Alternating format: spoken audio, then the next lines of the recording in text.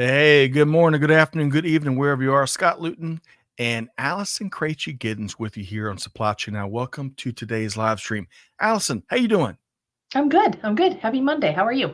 Happy Monday. We're doing great. We've had a productive morning. We've overcome some hurdles, technology related and supply chain related. So, hey, and it's gorgeous outside, right? It is. It really is. I don't have a window that opens in my office, so I'm trying to figure out how to do this without necessarily causing bodily harm. Okay, we're going to stay tuned. We're going to get the update 11 tonight. We'll see. But hey, today, Allison, great to have you here. Greg White is out there on assignment somewhere across the globe making it happen. But today, it's The Buzz, a live show that comes at you every Monday at 12 noon Eastern time. Allison, we're going to be discussing a variety of news, developments, topics, themes across global business.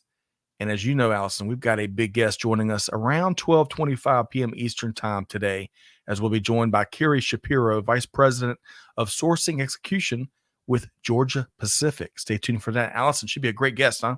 Yes, I'm excited. She's awesome. She is. And we had a little fun pre-show celebrating the Georgia Tech and Georgia rivalry. So stay tuned. If nothing else, stay tuned for that. And we want to hear from you. Give us your take and comments throughout the show. We'll be sharing those. And if you're listening to the podcast replay, we usually drop the buzz, the replay on Fridays after the Monday live show. So if you're checking that out, hey, join us for a live show and pack a turkey sandwich and bring your perspective and make sure you share your voice. That's really important, Allison. We're trying to help folks be heard, right? Yes, you got turkey sandwich or a PBJ, good old fashioned PBJ. You know, You know what? That's a great suggestion. I'm not sure the last time I had a PB and J, so I'm gonna have I to. was just thinking about that last week. I'm like, that's what I need to do. I need to go to the grocery store, get a loaf of bread Well, because, yeah, comfort food, right? Comfort food. right. All right. So speaking of other things that's absolutely vital beyond comfort food as we navigate our journeys, let's talk about resources. We're in the resource providing business. So I am going to share my screen here. Allison, keep our fingers crossed. Okay. All right. So one of the things we want to share with y'all, US Bank released the freight payment index last week for Q3 2023. It's full of actionable insights and critical data and key takeaways to really help business leaders interpret what's taking place in this domestic freight market, as challenging as it may be. And Allison, it is free. It's a free resource. It's free to subscribe. Nice. How about that? Yep. It Money is. back guarantee, Allison. Right? So, folks, if you want to get the quarterly report, check it out. We're going to drop the link there, and you're one click away. Allison, one of the things I really enjoyed, you beyond your sense of humor, which I enjoy regularly, but some of your writing. And it wasn't a month or two ago, I think it was, where you put together kind of a shipping experience since you lead a manufacturing operation in Atlanta. That was gold, Allison. That was gold. We got I'm to find a so link for glad. that. So glad you enjoyed that. Well, I did not enjoy it at the time. You enjoyed writing a lot better than experiencing it. Is that what you're saying? Pretty much. All right. Well, hey, y'all check out the U.S. Bank Freight Payment Index. Really, really good stuff there. And one other resource we want to give you front and center is our LinkedIn newsletter, which we've had a blast putting together. With that said, let's see here. Allison, we're about 56 issues in. So that's just over a year. Wow. We've been putting this together. So this time we're sharing news and data from across industry. And Allison, with all it's a content tidal wave out there. So reminders of upcoming live events for the week that comes. That's one of the great reasons that folks subscribe. And let's see here. Greg always gives me a hard time because I get exact, but 23,271 subscribers thus That's far. not bad. That's not too bad. Shabby. No. We'll take it, Allison. Now, did you ever check this out? Yeah. Oh yeah. That's kind of how I know what's ahead. I mean, like you said, it's information overload everywhere, right? So you can kind of get lost in feeds. So it's nice to be able to go to one place and say, oh, there's my snapshot. There's my stuff happening next week. I love it, Allison. Always the shrewd business leader and content digester. Is that a word? Rude. Yeah, that's the word I'd use to describe me. Oh yeah. Well, Allison, it's interesting. You're going back to what you were saying a minute ago. It's content overload. It's a tidal wave of information, and really trying to pick your spots and pay attention to the information that will help you navigate rather than all the noise out there, I think, as you put it, Melissa. Yes. Yeah, and it can be noisy. And then you have decision fatigue on, all right, which ones am I going to keep on my radar? Which ones am I on my calendar? So it's nice to have a one-stop shop. I agree with you. All right. So we'll drop those links in the chat so y'all can check that out one click away to see. We got With That Said there. And then we've got the U.S. Bank Freight Payment Index there. So y'all check it out. Hey, great to see you, Leah Luton, a.k.a. Mom in Aiken, South Carolina. So nice to see you. She says, hello, Allison. Hi, Mom. The other mom. Yes, that's right. Well, hopefully, that's right. Hopefully we'll see Donna Krejci, perhaps. I know her schedule, and she does actually have something else going on right now, but she'll catch the replay, I'm sure. Awesome. Sushit, great to see you via LinkedIn. Let us know where you're tuned in from. Josh Goody's back with us, back from the land of Texas. So it sounds like he had a little bit of travel involved. And Tyrone, aka T Squared, great to have you. He holds down the fort for us on YouTube. Good nourishment here already. Bring it on. I think he makes fun of my accent from time to time. That's okay. I love that, Tyrone. It's always great to have you on our programming. I enjoy your points and your questions and what you bring to the table. All right. So, Allison, we have got to get to work. Are you ready? Got a lot going on. Let's do this. We do. Now, I wish we were going to start with some good news, but we're going to start with some more challenges out there, right? I want to talk about a supply chain bottleneck that evidently continues to get worse. We've covered this, I think, a couple different times, but it continues to persist. What we're talking about is electrical transformers. So as reported here by PV Magazine, transformers, of course, are critical for all sorts of industries, from new home construction to battery energy storage systems, which I learned is a new acronym, BESS. And folks, you've seen them, whether you think you've seen them or not. They can, like out in our shot here, there's the cylindrical. I say that right? Good word. Nice work. Yeah. Those cylinder-looking things on those utility poles, those are transformers. Or you might see a green box on a sidewalk, oftentimes outside of buildings or homes. Those are transformers. And for what I understand, I will defer to the electrical engineers and really smart people out in our audience. But they take the energy coming in from the power grid and transform it into a type of electricity that our homes and other businesses can tap into. So, kind of important. But we're seeing shortages of these transformers globally. In particular, the supply appears to be tightest in the U.S. and European markets. And of course, Allison, you know what happens when supply goes down, pricing goes up. That's the only thing I remember from my economics class back in the day. According to Kevin Shang with Wood Mackenzie, the minimum lead time for transformers of all sizes has reached over a year now. Rose Quint with the National Association of Home Builders says that the supply of transformers has been in decline since 2018. At that time, the Trump administration placed tariffs on transformers imported from China, amongst other things, and that has led, by some accounts, to a roughly 90% decline in Chinese-made transformers. So, of course, that's certainly one of the big challenges there. So, Allison, your thoughts on what we're seeing? Yeah, they're not too long ago. I think might have been earlier this calendar year, early 2023. I visited a manufacturer that actually manufactures transformers in Northwest Georgia, Northeast Georgia. Really? And yeah, and it was fascinating. And they were saying a lot of this back then. But they said this has been a problem for a lot longer than even before 2018. And one of their points they made was transformers really ultimately haven't really changed since the 50s, 60s, 70s. And a lot of them in suburban America and rural America, a lot of them have not been changed since then, or swapped out, or not updated. Refurbished. You don't really refurbish, but replace, I suppose, is the better word. But a lot of those just hasn't happened. So now not only are you dealing with the growth of areas needing improvement in the electrical grid and in infrastructure, right, but you're also having to replace the existing stuff. So yeah, it's a scary thing. It's scary not only for growth but for resiliency of the electric grid. And it's a great call out because we have plenty of infrastructure challenges in general, right? It's been well documented. We've all probably seen it at times. And then what I understand, Allison, I think it was either in this PV Magazine article or somewhere else, but as we're looking to upgrade, to your point, the infrastructure so that it can power new things, these transformers are going to have to be new and improved and the latest and greatest technology. So it looks like we got our hands full regardless.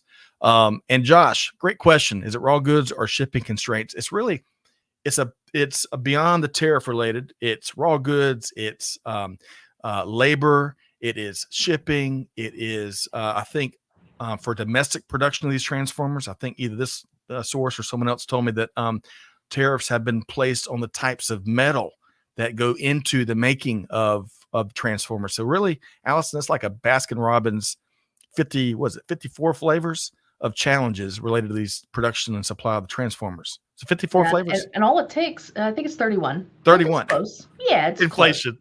It's a lot of flavors. If you mix, I think it's an additional flavor. Right. No, but I think that because we are in such a precarious position right now with supply chain in general, that all it takes is one of those tiny little problems, whether it's a workforce development or workforce shortage issue, which one would argue is not that tiny, but all it takes is if you've got productivity in one of these assembly plants or in one of these manufacturing facilities, you've got 10% less production. Just think how that resonates. Just think how that impacts the overall supply chain. It's a great call out. And also going back to where you started, I love, you mentioned a plant tour. If you haven't been leaning in and taking advantage of the plant tours out there, whether you're in Georgia or across the globe or whatever, you're really missing out. So, we're going to maybe touch on this later, but Allison, I love how y'all open your plant for students to come in and open their brains and change maybe their assumptions about the manufacturing industry. So love the good stuff y'all do there. All right. Gino from North Alabama, great to have you here as always. Allison, you may or may not know, Gino is a rock and roll drummer beyond being a supply chain practitioner. He is, was it John Paul Bonham? Was that the Led Zepp? Cool. Rock and roll Hall of Fame drummer. That's kind of what Gino is. Well, he needs to put that as some letters after his name with that. He needs to put drummer. Rock and roll drummer. RRD. Who knows? We'll come up with an acronym for that. But hey, Gino, great to have you here. And Catherine, it's a great reminder. Folks, you tune into the live version of The Buzz every Monday at 12 noon Eastern time, and the replay is right there for you. If you got to step out and save the world on Fridays, we drop that in our podcast channels. Hey, Mark Gillum is here. Mark says, hey, Scott and Allison, great topic. Core infrastructure is a challenge in many mature economies, from power, drainage, water supply. All are aging without a budget to replace and upgrade. Allison, that is really true, huh? Yep. It's scary. Yeah. Not to be doom and gloom. I mean, this first article we picked out was kind of, what a way to start your Monday. Well, we're just after Halloween, so we're still kind of in that scary mood, right? That's fair. Yeah. We'll go with that. Yeah. But Mark, great to have you here, by the way. And everybody's fighting for those budget dollars, right? So great call out, and we'll hope to have some eureka moments ahead. Okay. Speaking of moving right ahead, let's tackle. So Allison, I hope, is your crystal ball working? Some days I forget to charge it. So I think it's been off the charger for a little while. Man, so crystal balls are EV powered these days. Okay. All right. I got to look into that. Travel version. Yeah. Well, let's talk about some holiday shipping predictions for 2023. Now, before we get into this, I want to challenge all y'all out there that this is going to be my this week's big question. It's a new thing I'm going to be starting here. So, folks, I'd love to get any predictions you have about the season, about the holiday season coming up that it seem like we work year round just about to execute on and be successful at. If you want to give me a serious answer, great. If you want to give us a funny answer, great. But either drop in the comments or put it on Supply Chain Now Social, wherever you consume it. What do you predict for the holiday season 2023? All right. So, Allison, as our friends over at ThomasNet here, they're making some holiday shipping predictions for 2023. So, before we get into some of these, do you want to add your own bold prediction for the holiday shipping season 2023, Allison, since your EV powered crystal ball is working? Well, I think that people are going to be spending some money this year, which is kind of interesting because I don't remember where I read it, but I do remember that credit spending has gone up a Yes. little bit. So it's just kind of interesting because, you hear of people talking about how the job market is starting to kind of simmer down, and you've got people kind of starting to not necessarily hoard cash for the future, but I think that was the thought, that people were going to hang on to some cash with a big unknown question mark. Right. But I keep seeing people spending a lot of money like there's no tomorrow. So Yes. I don't know. What are you feeling? Well, so back on your first point about credit, yeah, I think it's first time that U.S. credit debt has surpassed $1 trillion, if I read that right. So they're definitely leveraging that. And then, secondly, well, I'll tell you what, I'm going to share a couple of these observations from Thomas Net, and then we'll see if we can. What do you need? Sometimes I need to supercharge and get my crystal ball going. So we'll see if we get that working in a second. But in the meantime, here's a did you know, Allison, and everyone out there, about 40% of consumer goods that arrive on U.S. East Courts, U.S. East Coast ports, don't try to say that fast. Well, all that traffic comes through the Panama Canal. And as we've discussed here numerous times, Allison, the Panama has been dealing with drought conditions that has impacted the passing through the canal. Less water, as y'all might expect, presents a number of challenges, including container ships being forced to carry fewer containers. So let's all pray for rain and lots of it while they explore other construction solutions. So that was one of the things that our friends at ThomasNet pointed out. A few others, the smearing effect. Now, the notion's not new to me. The term is new because it refers to how shopping for the holiday season isn't just contained to the end of the year these days. And of course, that presents additional supply chain management complexity for sure. And Allison, if we have anything in abundant supply, it is supply chain management complexity. Would you agree? Oh, yes. Oh, yes. Consumer demand is up, and you were kind of speaking that earlier, but only a smidge. A variety of data research points to single-digit gains on spending year over year. And this last one, going back to maybe some of the scariness, but hey, as Greg, and I'm not going to do it as poetic as Greg said. Basically, last week he said something like, "If you don't acknowledge it, you can't do nothing. You can't do anything about it." Cyber attacks, of course, are way up. Cargo theft is up. In fact, ThomasNet reports that there's been a 600% increase this year alone in bad actors pretending to be trucking businesses so they can steal freight. Allison, Wow. how about that? That's crazy. That is wild. But I think to your point too on the consumer spending in general, I'm fascinated because you hear a lot of the talk about how groceries are so much more expensive nowadays. So, I mean, food is a huge part of the holidays, Thanksgiving, Christmas, everything in between. So, as consumers start buying more for the food part of the holidays, does that impact the overall budget that they have for spending on gifts? Right. And if so, is it just going to make people bust their budgets quicker? That all of those things, I think. And I'll tell you, speaking of theft, man, you finish up shopping at the grocery store these days and you feel like you've been robbed a bit. No kidding.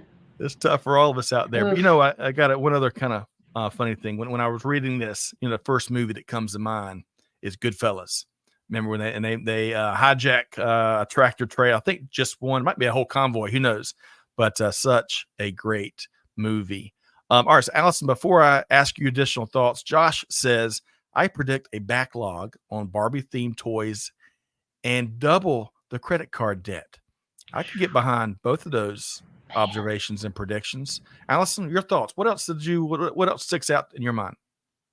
I don't know. I hear a lot. So I'm kind of involved in the nonprofit space too. And I hear Ah, a lot about how nonprofits are really hurting this year for lots of reasons.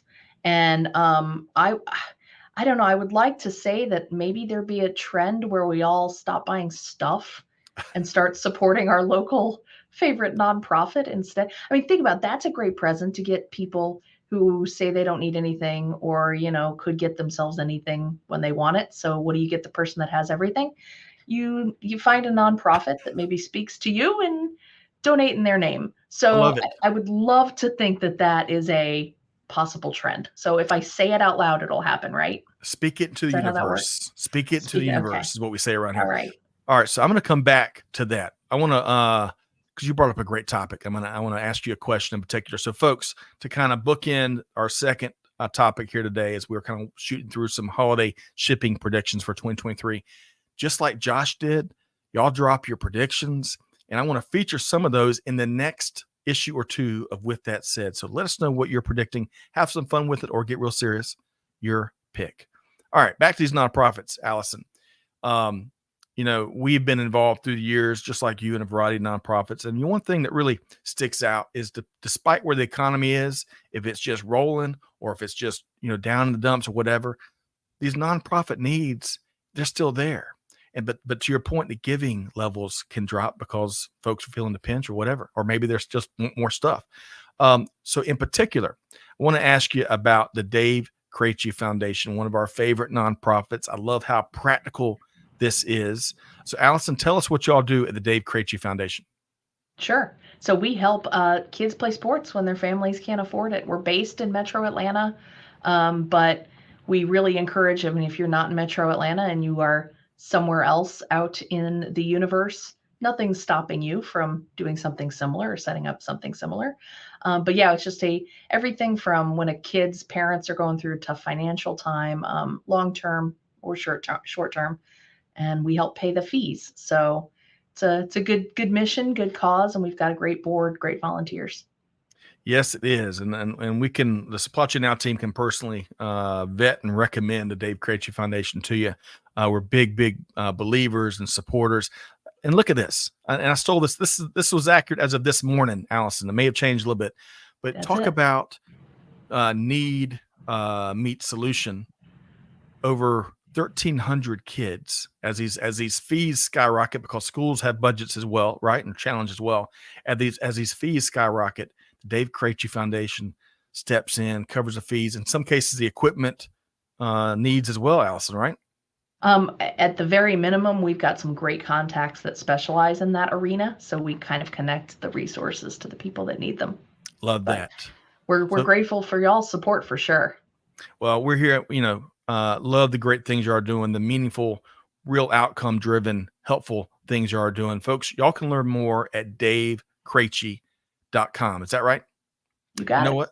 Is it davekrejci.com or davekrejci.org? Nope, you're right. I think it's .com. I think. I should have never. And now you got me second guessing it, so I don't know. It's .com. You know what? Allison and Amanda are behind the scenes making production happen. I should never, ever second guess them. And while I'm saying that, big shout out to what they do day in and day out around here. They are. All right. So folks, check out the Dave Krejci Foundation if you really want to get behind a great local effort. And I liked Allison's other point she made. If you are out there in Cleveland or Anaheim or across the globe, I bet if you give Allison a ring, that she may have some best practices for how you can set up a similar initiative in your neck of the woods. And as Amanda says, how dare I second guess the production team? So I'm getting my legs broken later. All right. Thank you, Allison. I'm as much fun as we've been having here. Folks, we're about to go to ludicrous speed. We've got a great guest here. So Allison, we had a lot of fun in the pre-show as well. Delighted to welcome in our guest who's doing big things in the industry, especially the manufacturing and the forestry industries. And when she's not at work, she's volunteering at places like Path Builders, where she's helping women fulfill their immense potential in their careers, all around doing just great work. I want to welcome in Carrie Shapiro, Vice President of Sourcing Execution with Georgia Pacific. Hey, Carrie, how you doing? Great. Good afternoon. Thanks for having me. Hey, listen, my kids had Transformers on their Christmas list, so I'm really concerned about my ability to that. I knew in some way, shape, or form that joke was coming today, Carrie, and hopefully they are Autobots and not Decepticons. That's all I can say. All right. So, Carrie, great to have you. We had a great time pre-show. Big thanks to all of your team as well to help making things happen. And Allison, We had a little fun, as I mentioned, I think, in the Georgia Tech and the UGA rivalry. Y'all have to go check that out. But where I want to start with, in the little fun warm-up question, is in certain parts of Australia, it is Recreation Day today. Now, here in the metro Atlanta area, where all three of us reside and work and enjoy, it's been gorgeous, 70 degrees and sunshine. I mean, just a perfect time of year. So I'll ask you both, and start with you, Carrie. What is one thing you like to do outside for recreation here in Atlanta? Well, I love shooting hoops in the driveway with my boys, and they have now come to a point where they both beat me. So we try to play horse. That's one sport that I can beat them at. The other thing I love to do is garden, which we're coming out of that season. So I've been covering up my plants with the cold weather we had last week. But I love to be out in the yard and digging in the dirt. Love that. And you're right. We have reached in. In fact, today, as of this morning, Allison and Carrie, I had an automated sprinkling system. This is a timer that goes off at like 6 in the morning for my little weed garden in the backyard. And I finally turned it off today, which makes me sad. It's the end of the season a little bit. One quick follow-up, Carrie. When it comes to basketball, are you schooling your kids on dunking or the fade shot or the sky hook? What's your go-to? I'm a shooter, so I can shoot the 3-point better than they can. They're more the the jump shot and the layups, but I'm trying to take them to school on the 3-pointer. I believe you. I absolutely believe you. All right. So Allison, same question. I might be tough to top between basketball and gardening. What's one of your favorite things to do outside this beautiful time of year? I like going to different festivals and things like that pop up around town. Autumnal festivals, whether it's a barbecue fest or a beer fest or things like that. I know Metro Atlanta is not short on festivals, but I was really boring this weekend. This weekend I just opened windows and cleaned. So I don't know if you really call that recreation, but well, hey, at least you've got some windows at home you can open as opposed to your office, right? There you go. See? Yes. It's always a brighter side. And autumnal, is that the word you said? Yes. Autumnal, so that like a seasonal, okay. Yeah. I'm expanding my vocabulary here, Allison. Very grateful for that.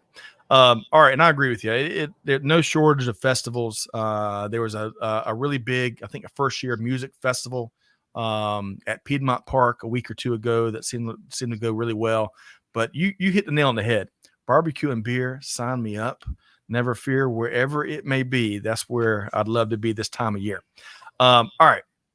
So let's keep driving. We got 3 big topics we want to get into with Carrie in just a second. But Carrie, first, for perspective and context, and we can't get enough context in this crazy world we live in right now. Can you share a little information about Georgia Pacific for the 2 or 3 people that may be unaware and your role there? Yep. Hopefully you guys know GP. Georgia Pacific is one of the largest producers of forests and consumer products. Manufacturing is our bread and butter. We have about 120 manufacturing facilities across the U.S. We employ about 30,000 folks. So a big employer in not only Georgia, but across the U.S. We also make Dixie plates. We make packaging. We make building products. So hopefully you all have seen the Georgia Pacific name in your buying patterns. And, you go out and get those Dixie plates for our holidays coming up and fill it with your expensive food that we talked about earlier. So my role at GP is on the sourcing side, and I'm tasked with transforming our sourcing organization over the next several years to really build more robust supply chains, build more competitive buying practices, and really participate in this digital transformation that we've all been seeing over the last several years. So big, heavy lift. I'm excited to be leading this team and getting to talk to you guys today about supply chain. We are too, Carrie, and man, what a incredible and not daunting, because I think you and Allison both strike me as fearless, but a big project that you're leading there. And Allison, one of the things, if folks are driving through Atlanta as they go to their holiday destinations, of course, the GP Tower is an iconic part of the Atlanta skyline. But Allison, am I overselling that? It sounds like a big, pretty important project that Carrie just. No. Yeah, I mean, when you hear digital transformation, you figure that they already kind of have their game plan. But from the sound of it, it's kind of like, here you go. Here's the puzzle, and we're not sure if we have all the pieces, but we know you'll figure it out. So I think daunting is an appropriate word. Okay. Because daunting can be a good thing. It can be challenging. Challenges aren't all bad, right? They aren't. They make us better and stronger, and not to be too dramatic, but taking what we've learned over the last 3 or 4 years and applying it so we can really navigate the constant curveballs, big or small, that hit organizations. That's a critical part of. I also liked. I heard Carrie say the word robust supply chain, and it's funny because I'm so used to hearing resilient supply chain. Robust, like, that's different. Yes. I like that. It conjures up all kinds of images. And by the way, Gino says daunting, great word for digital transformation. Thank you, Gino. Vocabulary quiz at 4 p.m. today. All right. So Carrie, a lot of good stuff. We'll have to have you back and get an update from you as you and your team continue to make progress in these daunting times that we live in. But Carrie, I'm sure you got a lot of things on your plate, but we talked pre-show about 3 topics across global supply chain, manufacturing, you name it, that are really seem to be front and center for you. Where are we starting? Let's start with the first one there. What is that? So I think a trend we're seeing is really building that word robust and agile supply chains. So when we think about agility, it's we can pivot when there is a disruption, when there's volatility across our world, which we see every day. It really, building an agile and robust supply chain enables us to pivot more quickly than we have ever in the past. And part of that is having visibility to your whole supply chain, right? And it's got to be real time. It's got to be dynamic. I think we've come up in a world of kind of static, looking in the rear view mirror, and we are much better positioned to have real time visibility so we can be responsive and really make good calls, make better business decisions. I think we're seeing more supply chain collaboration, so better partnerships with our suppliers and our customers. So in the vein of that visibility, they can see our inventories, we can see theirs, and we're better together. We're better with a full picture rather than just a snippet of the picture. So we're seeing more and more of that. And the challenges in that are just enabling big giant ERPs to have the visibility, and how do we put stuff on top of it to be able to see it real time and with accurate data. I think another thing that is really important in agile supply chains is simplification. Yes. We have really complexified, if that's a word. Yes. Our supply chains to the detriment of our businesses, to the detriment of the folks working inside the supply chains. And so to the extent we can better understand our current states and really simplify those supply chains, we're much better served. And then the other piece of that visibility and the agility is enabling smart ordering, where we have opportunities to automate and really see what our levels are. How can we really be smarter about those transactions, as opposed to just, hey, we order 3, we're going to order 3 every 3rd day, and that's kind of what we do. It's really that agility of responsiveness to what's happening in production, what's happening with your lead times, what's happening with your suppliers. I think that agility is really important, and an important trend that we're seeing across the supply chain industry. Yes, and I love it. And Allison, I'll get your take here, but Carrie, I love how you kind of share some examples of what that means to the GP team, because I think, as we hear these different words and they're used all the time in conversations, that context in terms of how we're going out there and grabbing agility and put it in a headlock and bake it into our enterprise. I love those examples you shared there. Allison, what'd you hear? I really liked the fact that y'all are working with your suppliers to everybody get on the same page and everybody sing from the same sheet of music. And I think that's been a huge challenge, and maybe it's lower hanging fruit than we've given it credit for a long time.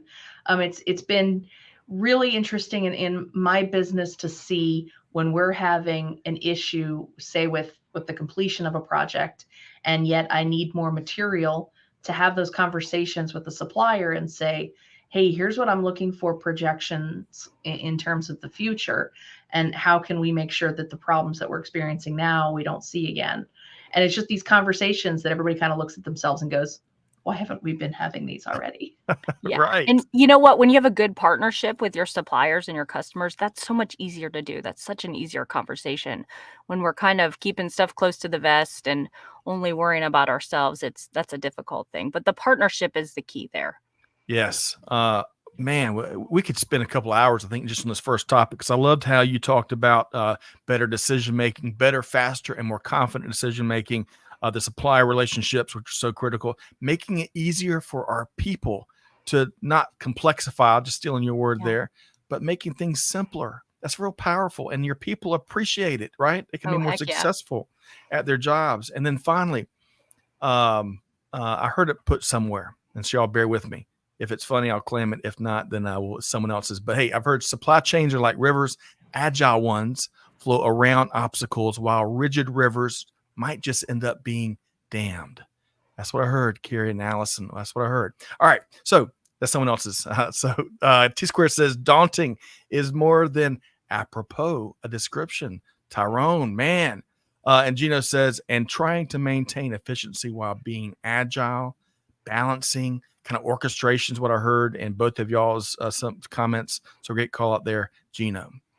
Okay, Carrie, man, you have brought it today. Rain down like a thunder stunk that you may do with your kids out while you're hooping in the driveway. Let's talk about risk management, Carrie. Absolutely. I mean, I think we've all are still reeling from the post-COVID era, and understanding our risk is the first component of risk management. Where do we have volatility in the supply chain? Where do we have single points of failure that we have to really shore up? I think we've seen more onshoring after, what we saw in the ports, and with ocean freight 8x what it used to be at some parts of COVID. I think we're seeing more multi-sourcing. So thinking about really, where do I have single sourced supply bases that can get me if there's a labor shortage, or if there's a plant closure, or if there's a port congestion or excessive tariffs? How do I shore up that risk with multiple supply sources? And then really that picture of inventories. I mean, I think if we are using the math and we build algorithms that build that volatility in, as opposed to everybody kind of hoarding, it's much healthier and much more effective. We do a fair amount of algorithmic work rather than I feel. It's like, how much does the supply chain tell us I should hold based on volatility factors, based on lead time factors? And that's really, having good data, having accurate information, and building that into your system. Allison, I'll come to you next, but when she mentioned inventory, my dear friend Mark Preston once told me, think of inventory. If you remember the old Geico commercials where it had the stack of bills with eyeballs, think of inventory. Your warehouse are filled with those little dollars with Stacks eyeballs. Of cash. Yeah. Lots of cash. That's right. Allison, your thoughts about risk management and some of Carrie's comments there. It's not lost on me that in risk management now, and especially in an industry like GP's, is you're having to anticipate things that you have no idea what they're going to look like in the future. I mean, we saw it with COVID. Nobody could have predicted a pandemic. I don't care who tells you that they know things. They couldn't have predicted what we saw. So what's the next pandemic? What's the next world crisis? What's the next shortage? And these are all things that I think, if you're in systems thinking and you've got to see how it all connects, these are all things like a business like GP, heck, any business really needs to be thinking ahead that far. Right. Yeah. Then the world economy. I mean, you think about what's happening in Ukraine and in the Middle East. That's all having an effect on our supply chains. Maybe not today, but certainly in the future. So it is a jigsaw puzzle for sure.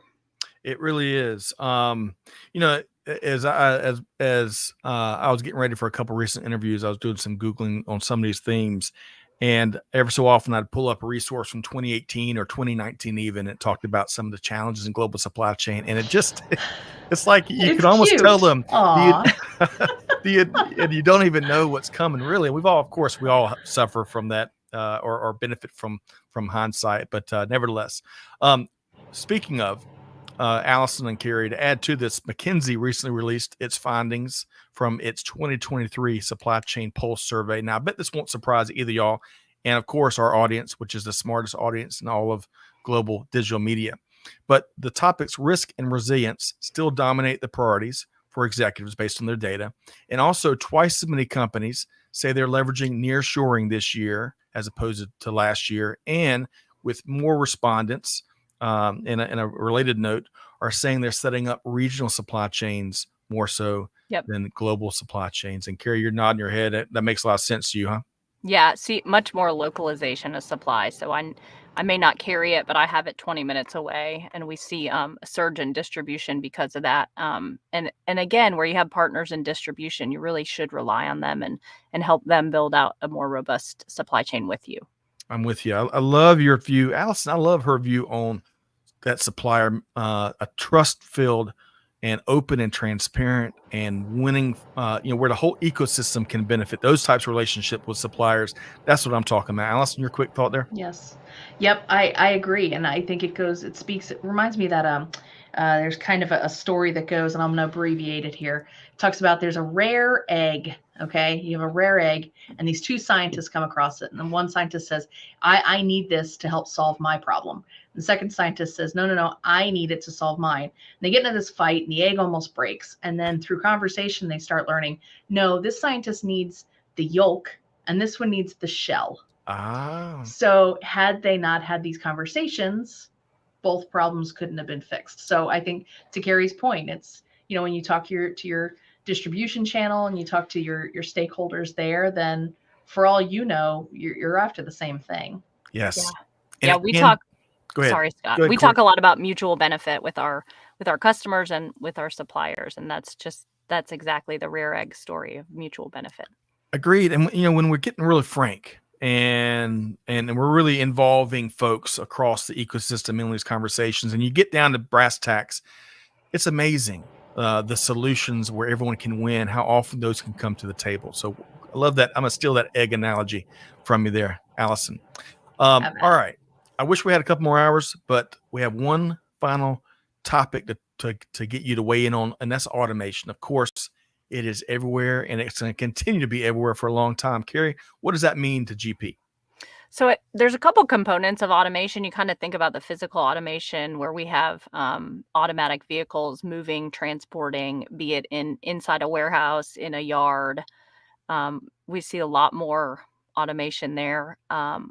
More automation on the robotics side associated with case packing and packaging. And when you think about jobs that are, quite frankly, mundane, repetitive, those are all opportunities for automation and robots. And as we think about a labor market that's super, super tight, those jobs naturally have an opportunity to be automated. So we can ask our workforce to bring their brains to the party instead of their backs, and really enable jobs that pay better, that have better paths to success and more progress and prosperity and more money, quite frankly, to pay for that expensive food and to fill stockings at Christmas, right? So it's really about building out jobs that are much more fulfilling for folks, and that automation does solve that riddle. The problem is we can't automate fast enough, right? So lead times on robotics and guided vehicles are really long. The other piece of automation is kind of the back office automation, and that's where we talk about AI and really intelligence associated with automation. What I see, certainly as we run into 24, our softwares and our tools that we use to help us in the supply chain are just getting way smarter. So that AI is building better models, building better productivity, learning faster, quite frankly, than a human can. And so we see benefit on the supply chain side of those tools as they get more robust and really more effective.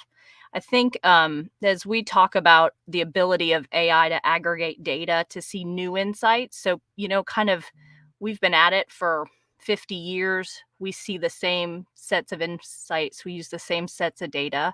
And really what computer modeling can do is just take that data, ingest it, and spit out insights that we've never seen before. I think the challenge is getting folks to believe it. And so one of the things we do a lot is experimentation. Hey, let's carve off a chunk of data and see how we can pilot what it's telling us to do, so it's not wildly disruptive in the short term, but if we start to see benefit, then we can scale that across the large enterprise. So I think lots of stuff happen in automation, both physical to address labor shortages, and then on the AI side with predictive modeling and using AI to make our supply chain smarter. Yes. And I love on the front end of your response there, giving more fulfilling and rewarding and work that will lead to more promotions and money. That's man, I'm sure your workforce army of 30,000 folks really can appreciate that. Allison, your thoughts on automation. Carrie offered up some great nuggets there.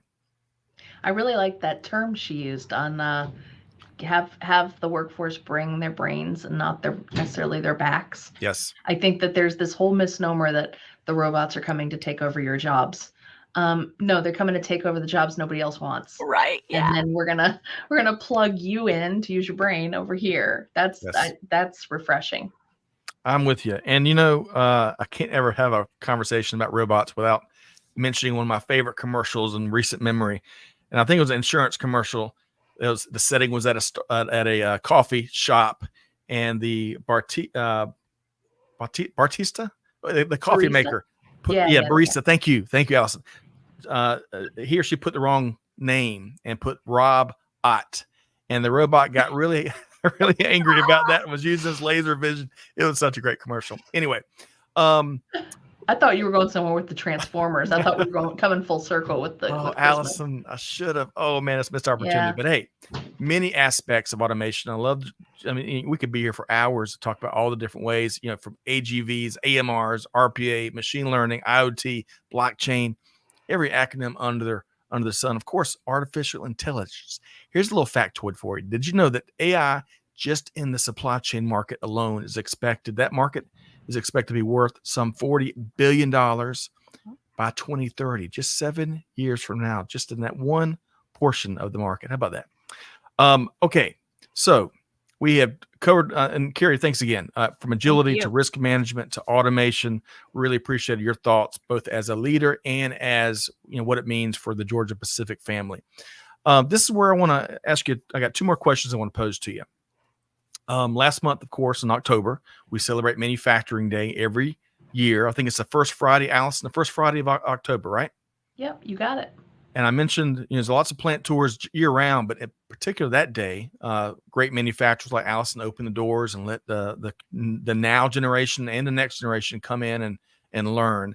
In September, Carrie, I believe you spoke at a Women in Manufacturing event. WIM's a great organization out there. It seemed to be like a who's who, a rock and roll performance. Maybe Gino was drumming there at the WIM event. What was, I know that you had probably pages and pages, but what's one key takeaway from your conversations there that you can share here? Well, there were probably 1,000 women that represent manufacturing at that conference. It was really empowering, but I will tell you that women are decidedly underrepresented in the manufacturing space. So if women are 50% of our workforce, they're only 29% of the manufacturing workforce. And so I think it supercharged me in wanting to build out a better pathway to recruit, retain, promote women in manufacturing roles. We just don't have enough visible leadership. And so that's one thing I really am passionate about, is being a visible leader in the manufacturing space. I've had a great career in manufacturing, and I've had kids, and I've had balance, and I feel like I've had it all. I haven't had it all at once, but I've had it all. So manufacturing can be a really great space for women. It's not the dark, dingy, dusty world it used to be. Modern factories are really great places to work, and manufacturing affords teamwork like no other. So I think it's a great space for women, and we gotta do a better job of promoting that. Amen. 100%. I think we all have such a responsibility, maybe an obligation, may be the better word, to really provide and nurture and encourage those opportunities to expand and to promotion opportunities as well. It's not, as y'all may agree with you, it's not enough just to have more folks from all walks of life in industry, but we got to work hard to make sure there's advancement opportunities for all as well. Allison, my hunch, I've known you a long time. My hunch is Carrie is singing your love language here. Your thoughts, Allison? Yes, absolutely. You can't be what you can't see, right? So we have to be the people for the next generation to say, hey, I want to do that when I grow up. I still don't know what I want to be when I grow up. So by me seeing someone like Carrie and others in industry, I'm like, oh, okay, we're in good shape. We're in good shape. Man, I'm with you. And one of to kind of close the loop here, Allison, you founded or co-founded the Georgia chapter of Women in Manufacturing. Is that right? Yes, must have been 13, 14 years ago, something like that. But yeah, the chapter's super active, as are many of the WIM state chapters. There must be nearly 50, if not 50, state chapters. But yeah, if you're watching this from wherever you are, in fact, I want to say the international organization just kind of expanded to an international piece too. So even if you're not listening to this in the lower 48, check us out all over the world. Love that. And I bet, well, you can Google Women in Manufacturing and find it easily. I should have had that URL here. I bet Amanda and Catherine can help us out so we can make that one click away. Drop that in the comments. Thank you both. Speaking of, in the comments, Nikita is tuned in, watching the session via LinkedIn from Kuwait. Great to see you here. And I hope I pronounce your first name right. I get my own kids' names wrong from time to time, so just let me know. Probably get you into some serious trouble, too. You're right, Allison. You know me too well. Gino says, thank you, Carrie and Allison, for a great show. Hey, you too, Scott. I like that, Gino. Appreciate that, and really appreciate what you added here. T Squared says, collaboration. Can we just say connect and develop, and where all parties across the ecosystem can win? Excellent comment there. Okay, so Carrie, thanks again for your time here today. I know you've got several full plates, but if folks want to compare notes or maybe talk shop with you or invite you and maybe to be a keynote perhaps, how can folks connect with you and the GP team? So you can get me on LinkedIn, Carrie Shapiro, and gp.com. You can see us in your retailers and Dixie plates and Brawny towels and Angel Soft tissue and Quilted Northern tissue. So you can see us all over the place. Well, really, we've had the benefit of interviewing a variety of team members at Georgia Pacific over the years, and I tell you, Carrie, y'all just keep setting the bar, and each one of y'all, I really appreciate how you approach today's conversation. So thanks so much for joining us. Allison, before we let Carrie go, I'm gonna move this question up because I want Carrie, maybe we'll talk about Carrie as if she's not here. Out of all that Carrie dropped, a whole truckload of brilliance here today, Allison, what was one of your favorite things that Carrie shared?